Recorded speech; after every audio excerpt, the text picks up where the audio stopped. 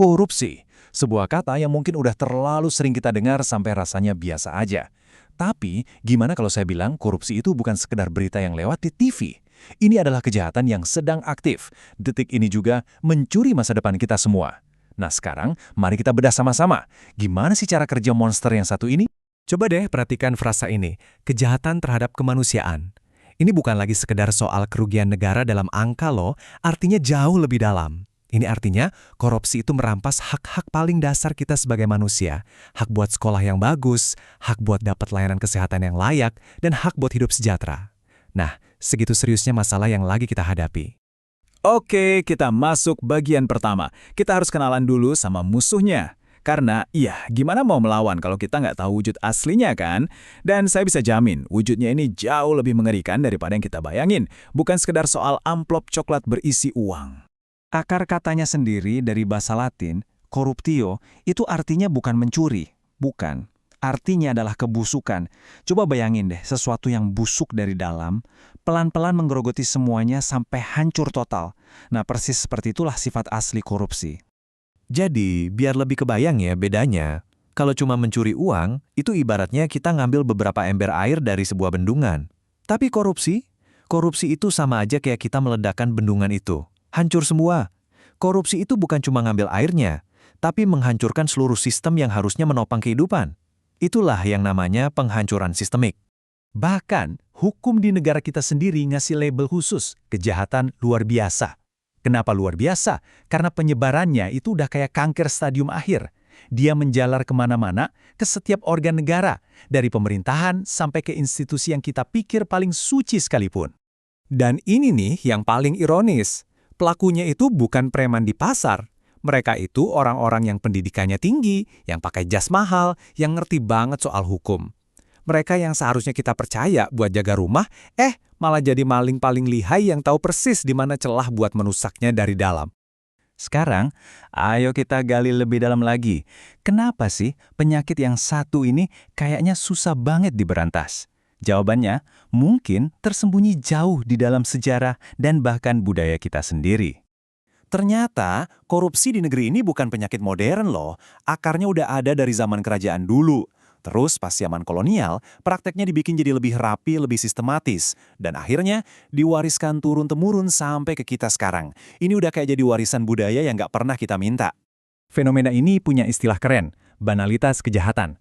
Artinya simpel aja, sebuah kejahatan jadi begitu umum, begitu sering terjadi sampai kita nggak kaget lagi.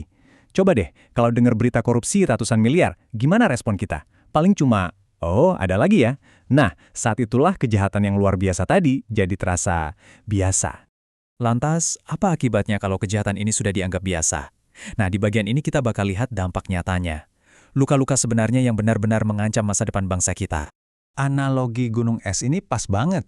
Apa yang kita lihat di berita, seperti penangkapan pejabat atau pengadilan, itu cuma puncak kecilnya aja yang kelihatan di atas air. Di bawah permukaan laut, ada bongkahan es raksasa yang nggak kelihatan, kerusakan masif yang lagi menggerogoti seluruh fondasi bangsa kita. Dan inilah wajah kehancuran itu. Di sektor ekonomi, uang negara hilang. Akibatnya, investor jadi ragu, utang nambah, dan kemiskinan nggak selesai-selesai. Dampaknya ke sosial, karena uangnya nggak ada, biaya pendidikan dan kesehatan jadi mahal. Terus, kenapa semua ini bisa terjadi? Karena birokrasinya sengaja dibikin ribet, biar selalu ada celah buat minta uang pelicin. Semuanya ini saling terkait. 30%, ini bukan cuma angka ya, ini perkiraan kebocoran anggaran negara kita. Coba bayangin, dari setiap Rp10.000 pajak yang Anda bayar, Rp3.000-nya itu hilang, menguap entah kemana. Setiap tahun. Sekarang kalikan angka itu dengan anggaran negara kita yang triliunan. Skalanya udah nggak kebayang lagi kan? Oke, kita tahu masalahnya separah apa. Kita tahu dampaknya sedahsyat apa. Tapi bukannya kita udah punya KPK dan segala macam perangkat hukum buat melawannya? Nah, mari kita lihat kenapa itu semua ternyata belum cukup. Ini nih pertanyaan yang mungkin ada di benak kita semua kan. Kita punya KPK, kita punya segudang undang-undang, tapi kok ya korupsi kayaknya nggak ada habisnya. Malah kadang terasa makin menjadi-jadi. Ada apa ini? Jawabannya ada di sini.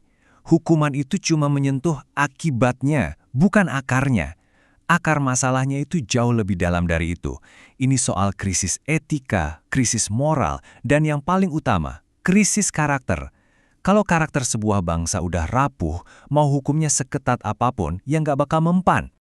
Setelah kita lihat sisi gelapnya, sekarang mari kita beralih ke harapan, ke solusinya. Sebuah solusi jangka panjang yang fundamental, yaitu membangun kembali apa yang sudah rusak dari akarnya.